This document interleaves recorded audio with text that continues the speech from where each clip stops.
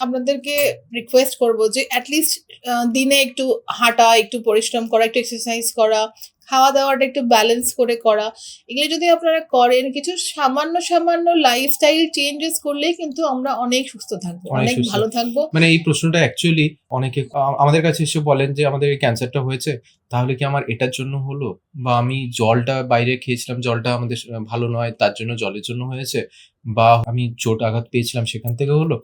তো আমরা অনেক সময় যেটা বলি, আমাদের অ্যান্সার থাকে যে, ক্যান্সার হচ্ছে মাল্টিফ্যাক্টরিয়াল।